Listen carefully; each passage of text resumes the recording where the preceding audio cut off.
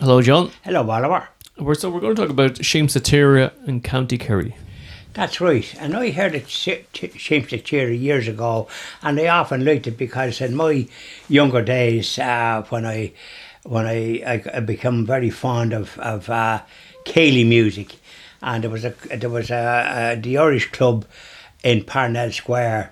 Had the McCusker brothers, the Clancy, the McCusker brothers, and all these bands, the McCusker brothers and the Lynch brothers that was from here, and we had even had Jimmy Shand, the famous band from Scotland. Jimmy Shand, he played beautiful traditional music, and I used to go there because as soon as that music started, I couldn't stay sitting. You were kind of going around like, to bass and that, and it was very enjoyable. I had gone to other dances like with the show bands, but this appealed to me more when I was young, in the Irish Club in Parnell Square, and the fella on the door sometimes, money might have been scarce because I was in before, I just didn't get a pass out. He'd know what you were up to, and he'd be let in, because you were going regular. And Leo Nealon owned it. He was a broadcaster on Radio Air, and he used to do the racing results. Very good. Leo Nealon, and he owned it, and they lived out in Portmarnock. And I think there was the hotel there, but they went downhill, I think, eventually in some ways. But it was a very jolly place to be in, and with the lovely Irish music. So then I was very interested when I read years ago that Siamsa Tíre was being started, and it come across in other places, but it started in Tralee by a priest, Father Ahern, and it was a good article about it in the Irish Catholic there on January the 11th, and so it's in Tralee. So I'm looking forward to visiting that theatre, because I often wondered. I thought it was a kind of like all around the country. I didn't know it actually started in Tralee. Oh, you didn't know? Oh, I didn't. Wow, okay. How would I know that? Okay. I just like Irish music, and this priest obviously liked it as well, and he liked the Irish culture, and this was an effort with the dancing and that, and I'd say there was some acting as well. It wasn't all just hopping around, but they were very professional. So I'm looking forward to going down there and visiting that. I presume they'll have concerts on, because they're a lovely theatre. It's a picture of it here. They're all going in there happy as Larry. Old fellas and old ones. Very good. And probably young ones too, and young fellas.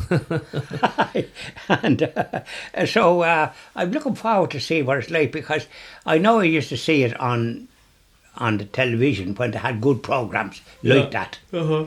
And you had a fella called, was it Fitzgibbon? He was the sales manager with the Flaherty Group, Volkswagen, and he used to have a Cayley programme on radio on Radio Air when it was good. Dinjo Fitzgibbon. Are you saying Flaherty was involved in it or sponsoring it? No. Flaherty, Dinjo was the sales manager with them. Nothing to do. That was his pastime with the Irish music. He used to be on the Radio Air, and it was what's this? It was a very good programme for a half an hour, and it was all this Irish music and dancing and Cayley's and stories. I heard that fellow who did a programme down in Listowel, the writers, the Shanachie, the ones that used to tell stories, Eamon Kelly. I heard him many a time.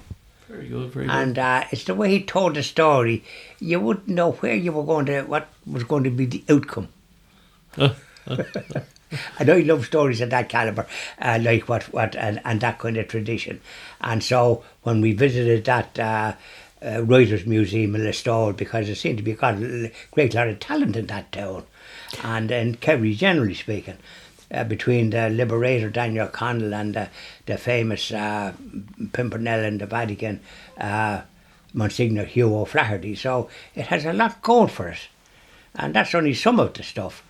There's probably a lot more that I haven't discovered yet, but I'm certainly going to be visiting that Siamsa Tíre when I'm down that neck of the woods.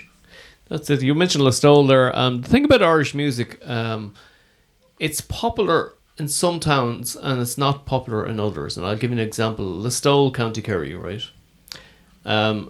Irish music isn't popular in Listowel. I'm so surprised to hear that. The diddly idle diddle is not popular in Listowel, never really was. But then you got other places like Dingle and more touristy towns where it's very popular, the tourists love Well, it. I mean, Tralee wouldn't have been a touristy town. No, and the thing about Tralee was I always thought to myself, Tralee was like a small version of Dublin. It's a nice town, Well, it is, and it's spread out, it is, and I kind of always liked it, but I didn't know that the Siamsa started there by this Father Herden.